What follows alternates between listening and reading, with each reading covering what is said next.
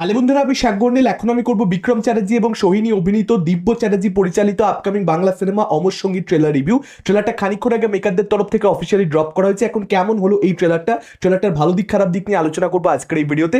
গল্প সম্পর্কে যেটা ট্রেলার লেভেলে বুঝতে পারা যাচ্ছে, এখানে ভূতের সঙ্গে মানুষের প্রেম আমরা দেখতে পাবো।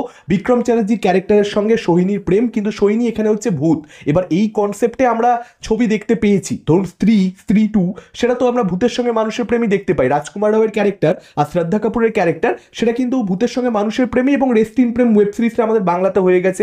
টুম্পা সোনা সিরিজ আপনারা সকলেই জানেন, প্রচন্ড বেশি জনপ্রিয় হয়েছিল সেই সিরিজটা। ফলত এই কনসেপ্টটা নাথিং নিউ। এখন একই গল্পকে বারংবার বলা যেতে পারে, সেটার মধ্যে কোনোই সমস্যা নেই। আমরা সকলেই জানি যদি গল্পটাকে ভালোভাবে বলা হয়, তাহলে একই গল্প কিন্তু দর্শক বারবার নানান সিনেমাতে দেখে এবং সেটাকে দেখতে পছন্দ করে। ভালোভাবে ডিরেক্টর বলতে পারছেন কিনা সেটাই ম্যাটার, নতুন গল্প কিনা সেটা ম্যাটার নয়। তবে এই গল্পটার মধ্যে কিন্তু একটা ফ্রেশ টেক যে থাকবে, সেটা ট্রেলারের সেকেন্ড হাফটাতে আমরা কিন্তু পরিষ্কার বুঝতে পারছি। এখানে বিক্রম চ্যাটার্জি যে ক্যারেক্টারটা, সে একেবারে দৃঢ় প্রতিজ্ঞ, সে একেবারে ডিটারমাইন্ড যে সে সোহিনীর সঙ্গেই প্রেম করবে। সোহিনী ভূত হলেও তার বৈবাহিক জীবন হোক বা না হোক, সে সোহিনীর সঙ্গেই কোথাও একটা সংসার করবে। যেরকম ভাবে এখন সবকিছু এগোচ্ছে, সোহিনীকে ভূত হিসেবে সে দেখতে পাচ্ছে, সুন্দর মোমেন্টস কাটাচ্ছে, সেভাবেই সে তার গোটা জীবনটা কাটিয়ে দেবে। কিন্তু সোহিনীর চরিত্রটা প্রচন্ড বেশি মিস্টেরিয়াস। কেন কথাটা বলছি, তার কারণ বেশ কিছু জায়গাতে তাকে দেখে মনে হচ্ছে, তার সংলাপে মনে হচ্ছে যে বিক্রম চ্যাটার্জির ক্যারেক্টারটা আবার নতুন করে সবকিছু শুরু করুক, যেরকমটা তার পরিবারও চাইছে। নানান দৃশ্যে সেটাও বুঝতে পারা যাচ্ছে। সোহিনীও কিন্তু কোথাও সেটাই চাইছে।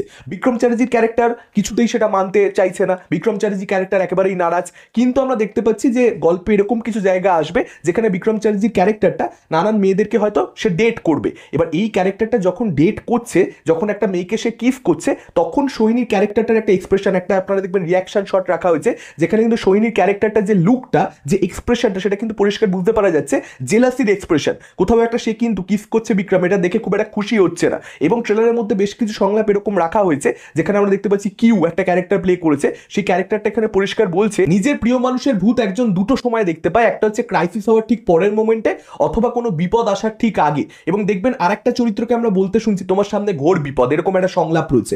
ফলত ট্রেলারের সেকেন্ড হাফটা কিন্তু প্রচন্ড বেশি মিস্টেরিয়াস, একটা হন্টেড ভাইবও রয়েছে, তার সঙ্গে সঙ্গে একটা মিস্টেরিয়াস ভাইবও রয়েছে। কোথাও একটা রহস্য ঢুকে পড়ছে যে অ্যাকচুয়ালি বিক্রম চ্যাটার্জির ক্যারেক্টারের সঙ্গে তাহলে হবেটা কি। সৈনিক ক্যারেক্টারটাকে সে যে দেখতে পাচ্ছে, এই যে ভূত ফিরে এসেছে, দেখবেন একটা ডায়লগ এটাও রয়েছে যে কোনো ভূত একটা মোটিভেশন নিয়ে, একটা মোটিভ নিয়ে ফিরে আসে, একটা উদ্দেশ্য তার থাকে। তো সৈনিক ক্যারেক্টারটা কেন ফিরে এসেছে, বিক্রমের কি বিপদ আসলে ঘটতে চলেছে, এই প্রশ্নগুলোকে দিয়ে কিন্তু ট্রেলারটাকে খুব সুন্দর নোটে এন্ড করা হয়েছে। ইন্টারেস্টিং লাগছে, কিন্তু ছবিটা কিন্তু দেখতে ইচ্ছা করছে যে ঠিক আছে, শুরুতে একটা রমকম, একটা হরর রমকম একটা ভাইব থাকবে, সেই জনরার মধ্যে ছবিটা বিচরণ করবে। তারপর ছবিটা কোন দিকে এগোয় সেটাকে নিয়ে একটা কোয়েশ্চেন যেহেতু তৈরি হচ্ছে, ছবিটা মনে হচ্ছে দেখা যাক ভালো হবে কি হবে না সেটা তো সময় বলবে। তবে ম্যাক্সিমাম বাংলা ছবির ট্রেলারের থেকে এটা কিন্তু অনেকটা ইম্প্যাক্টফুল লাগছে, কম্প্যাক্ট একটা ট্রেলার হয়েছে, যেখানে বিক্রম চ্যাটার্জির পারফরমেন্স আমার ভালো লাগলো। সৈনীও নিজের জায়গাতে ভালোই কাজ করেছেন। তবে স্পেশালি বিক্রম চ্যাটার্জি, মানে যেভাবে সে ভয় পেয়ে যাচ্ছে, সেখানে তার যে ফেশিয়াল এক্সপ্রেশন, সেগুলো কিন্তু কোথাও একটা মুখে হাসি আনতে পারছে। মানে হঠাৎ করে একটা ভূত দেখে ফেললে সেটা কিন্তু কোথাও একটা যে শখটা মানুষকে দেবে, সেই এক্সপ্রেশনটা বিক্রম খুব সুন্দরভাবে এনেছে নিজের অভিনয়ের মধ্যে। সেই জায়গাগুলো ভালো লাগছে। এবং যে রোমান্টিক মোমেন্টসগুলো রয়েছে, দুজনের মধ্যে কনভারসেশনের যে সিনগুলো রয়েছে, সেগুলো কিন্তু ওয়ার্ক করছে, দুজনের মধ্যে কিন্তু কেমিস্ট্রিটা ওয়ার্ক করছে। আর ট্রেলারের মধ্যে কিছু দৃশ্য এরকম রয়েছে যেগুলো দেখে আমার মনে হলো যে সেগুলো ড্রিম সিকোয়েন্সের অংশ, সেগুলো অ্যাকচুয়ালি রিয়েলিটিতে হচ্ছে সেরকম ব্যাপার নয়। কোনো ক্যারেক্টার, মেবি বিক্রমের ক্যারেক্টারটাই হয়তো স্বপ্ন দেখছে, সেরকম একটা ব্যাপার রয়েছে। এবং পরিচালক এই ছবির সম্পর্কে বলেছেন যে এখানে সমস্ত চরিত্ররাই ভালো। ফলত সৈনির ক্যারেক্টারটা, সে একটা ব্যাড ইন্টেনশন নিয়ে ফিরে এসেছে, সেটাও কিন্তু ধরে নেব যে পরিচালকের কথার সঙ্গে সেটা কোথাও একটা মানানসই হচ্ছে না। ফলত এখানে আরো কোথাও একটা প্রশ্নচিহ্নটা আরো বড় হয়ে দাঁড়াচ্ছে। আর ট্রেলারটা দেখে আমার যেটা মনে হলো, একটা ডার্ক হিউমারের টাচও কিন্তু থাকবে। সেটা কতটা পরিমাণে থাকে না থাকে, বাঙালি দর্শককে মাথায় রেখে আফটার মেকারদেরকে এখন ছবি তৈরি করতে হচ্ছে। দেখা যাক সেটা কি হয় না হয়। এবং যেটা মেইন জিনিস সেটা হচ্ছে যে এই যে লুকিয়ে রাখছে যে দিকটা, ছবির গল্পের যে ব্যাপারটা একেবারেই রিভিল করা হচ্ছে না ট্রেলারের মধ্যে, যেটাকে কেন্দ্র করে প্রশ্নচিহ্নটা তৈরি করা হচ্ছে, সেটা যত বেশি ইন্টারেস্টিং হবে, সেটা যতটা বেশি ইম্প্যাক্ট হলে বসে অডিয়েন্সের উপরে ছাড়তে পারবে, তত ছবিটা কিন্তু পাবলিকের ভালো লাগবে। যে ট্রেলারে আমরা যা দেখতে পাচ্ছি, একটা এক্সপেকটেশন নিয়ে আমরা যাচ্ছি, তার বাইরে গিয়ে হলে আমাদেরকে ছবিটা কি অফার করতে পারছে। বিক্রম একটা প্রেমের ছবি করেছিল শহরের উষ্ণতম দিনে, যেটার কিন্তু বক্স অফিসে পারফরমেন্স অধিকাংশ গোটা বছরে যে সমস্ত বাংলা ছবি মুক্তি পায় তার থেকে ফার বেটার ছিল।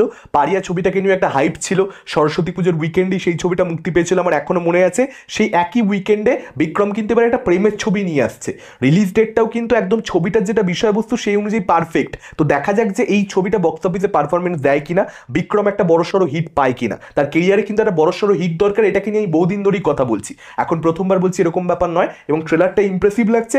দেখা যাক এবার বক্স অফিসে কি হয় না হয়। আপনাদের কি মতামত, ট্রেলারটা আপনাদের কিরকম কি লাগলো ডেফিনেটলি কমেন্ট করে জানাতে পারেন। এই ভিডিওটা ভালো লাগলে লাইক করতে পারেন, শেয়ার করতে পারেন। আমাদের চ্যানেল নতুন হলে চ্যানেলটাকে অবশ্যই সাবস্ক্রাইব করতে পারেন। আজকের মতন টাটা, চোখ রাখুন পরবর্তী ভিডিও।